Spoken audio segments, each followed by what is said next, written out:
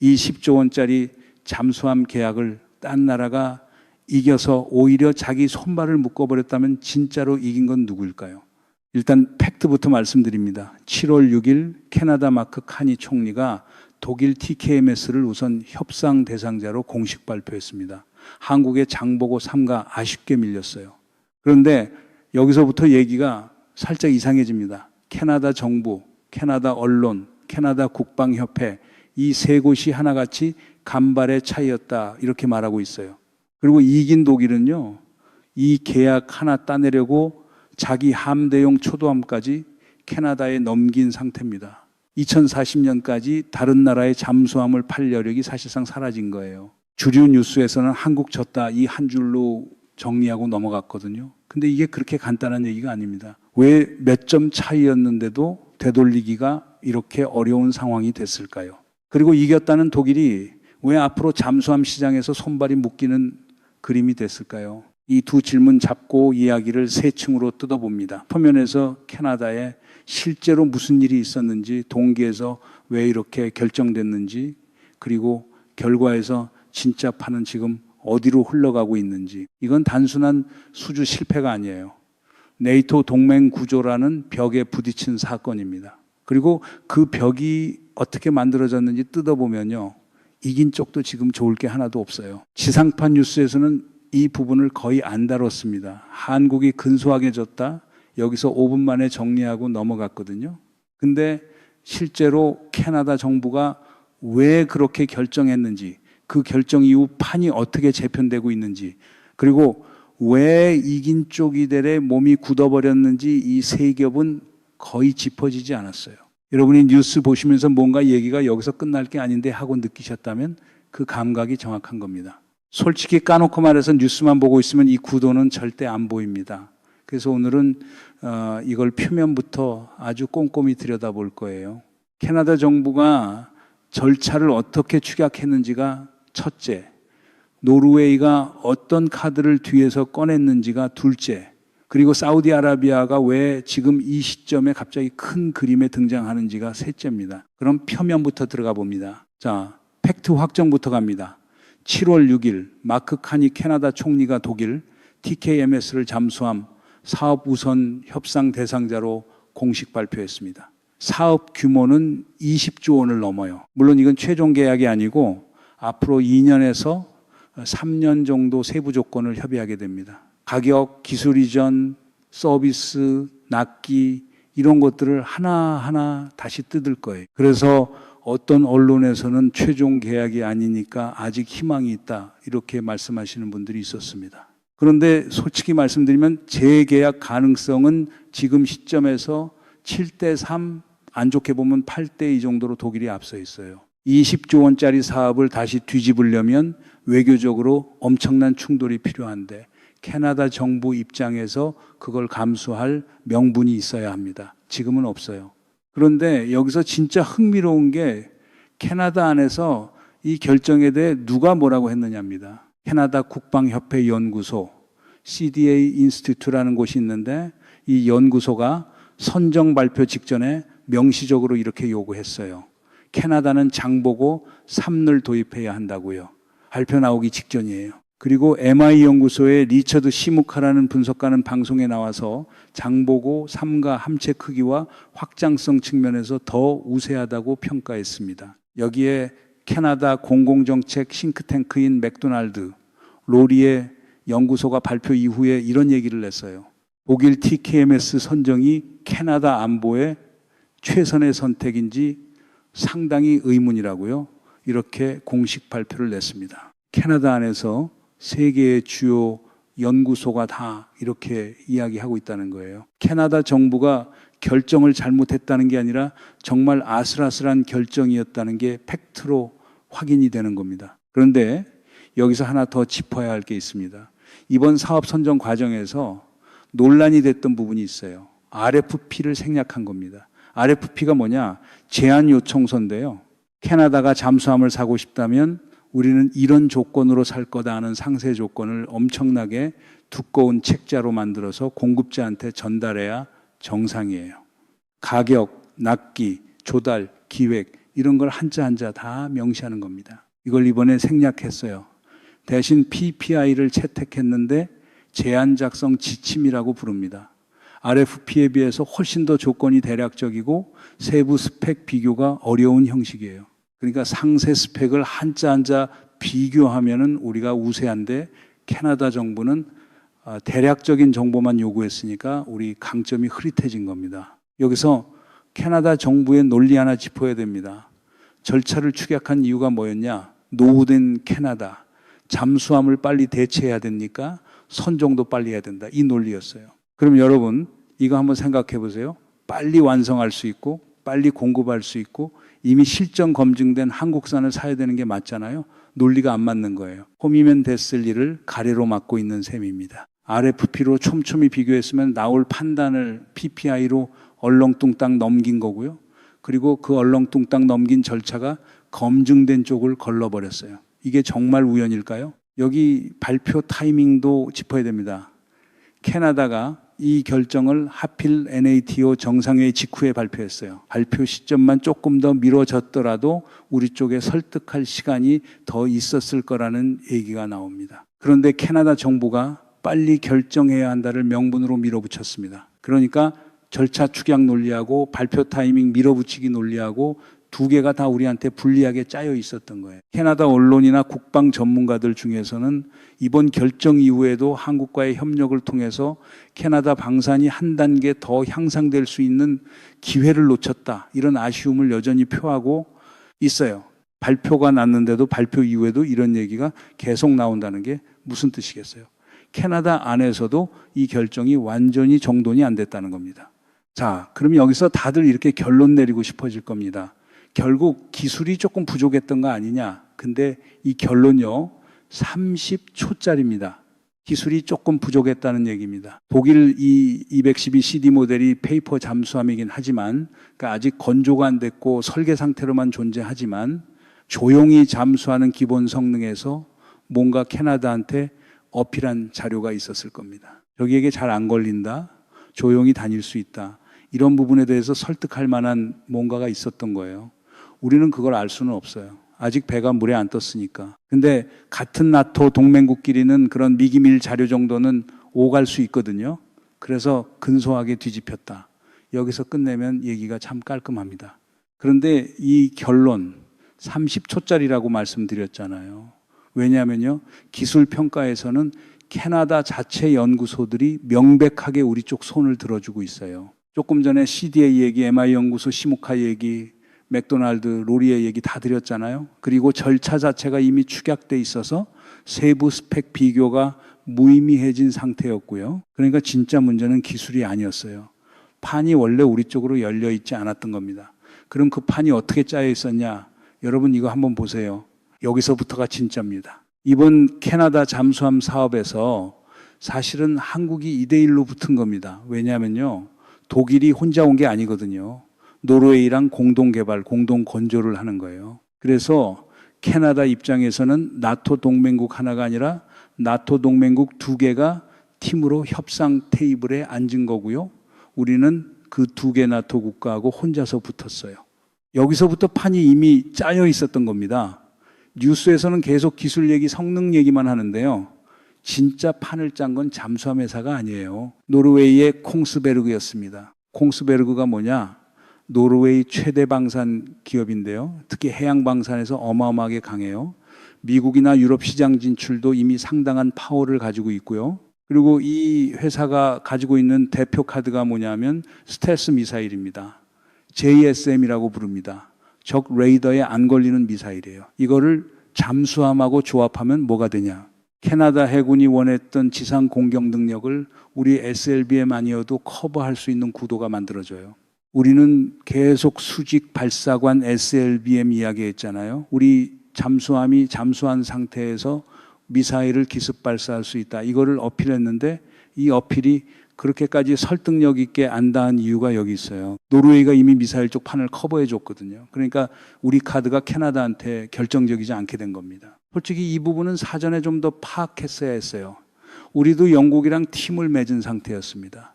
영국 BAE라는 잠수함 전문 회사랑 MRO 협력을 맺었거든요. 근데 독일이 노르웨이를 활용한 만큼 우리가 영국을 활용하지 못했어요. 정치적 파워로 전환을 못 시킨 거예요. 이거는 우리 방산 산업이 진짜로 반성해야 할 지점이라고 봅니다. 적벽대전에서 조조백만 대군이 무너진 거 다들 아시잖아요. 개별 전력만 보면 조조가 압도적이었어요. 근데 판을 짠 건 주유였습니다. 이번 판의 주유가 콩스베르그예요. 여기에 결정적인 카드가 하나 더 얹혔습니다.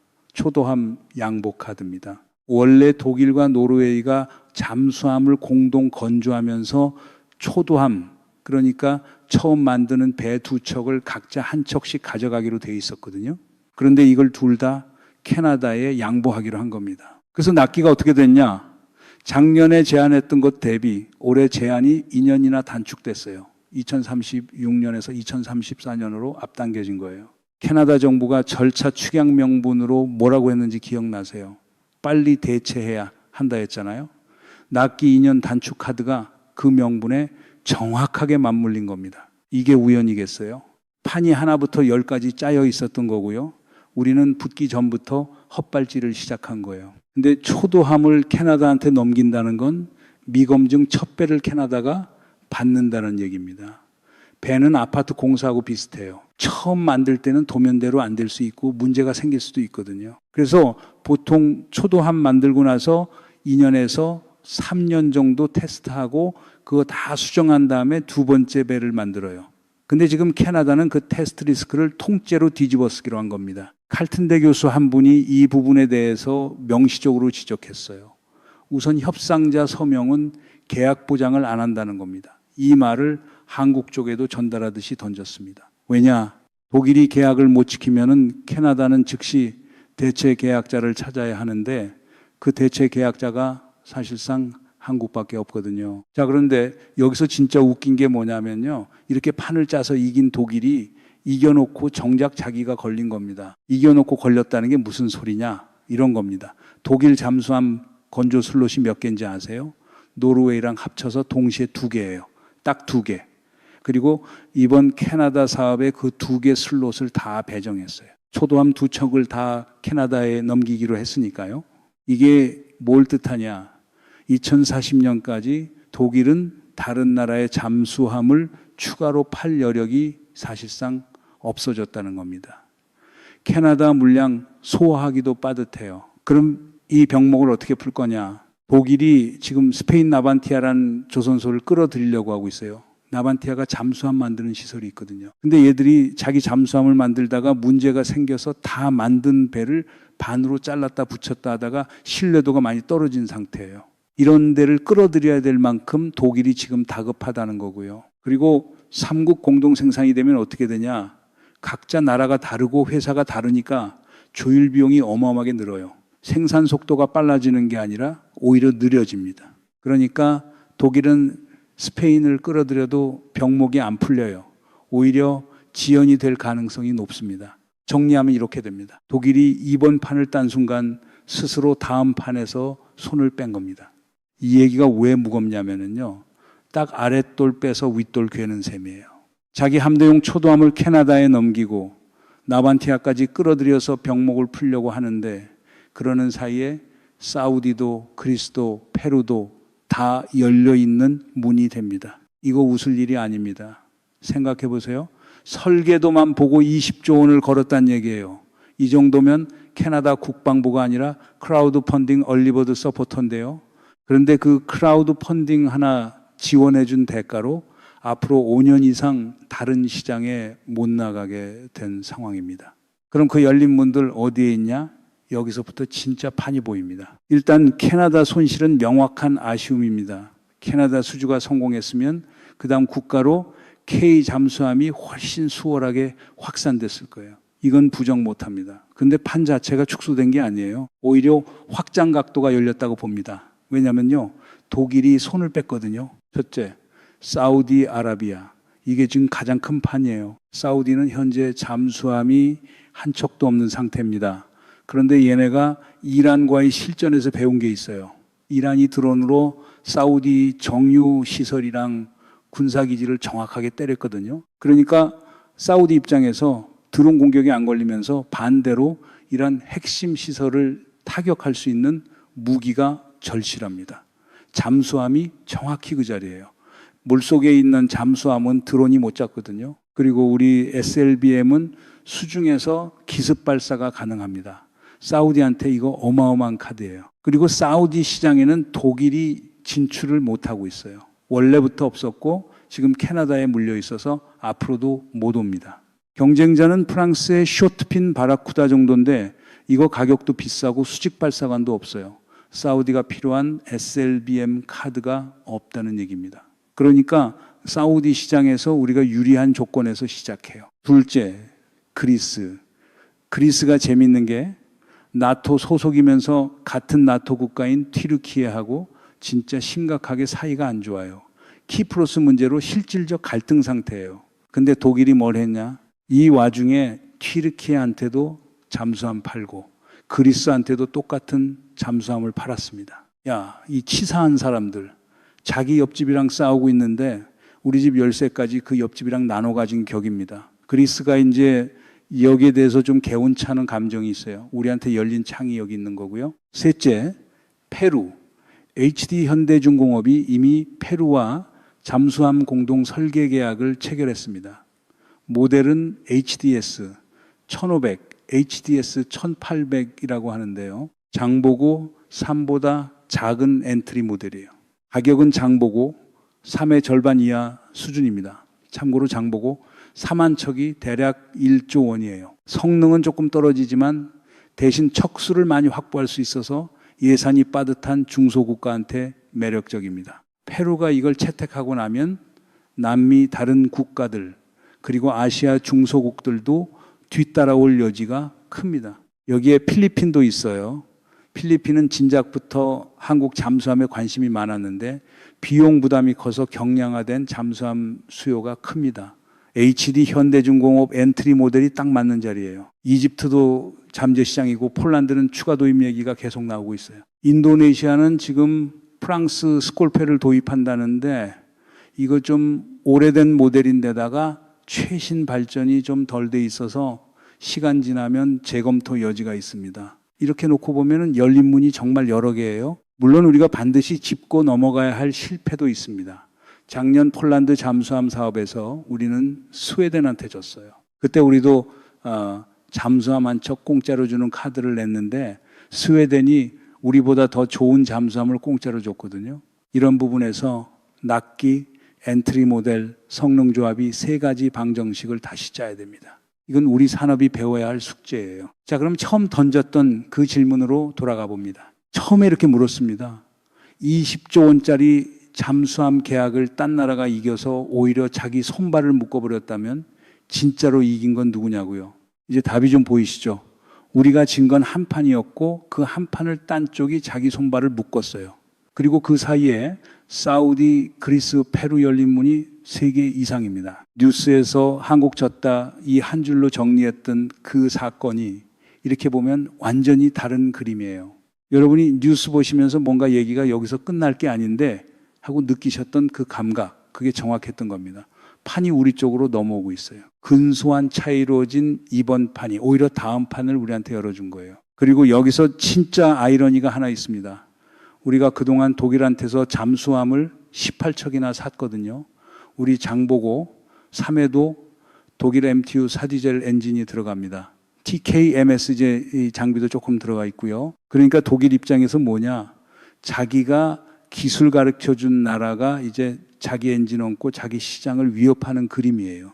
50년 동안 세계에서 잠수함을 가장 많이 수출한 나라가 독일이거든요. 그런데 그 시대가 저물어가는 신호가 이번 사우디 시장에서 나올 겁니다. 다만 이걸로 안심하고 있으면 안 됩니다. 우리 방산산업이 이번에 배워야 할 게 분명히 있어요. 노르웨이 콩스베르그가 뒤에서 판을 짜고 있다는 걸 우리가 뒤늦게 알아챘잖아요. 영국 BA 파트너십을 정치적 파워로 전환하지 못한 부분도 있고요.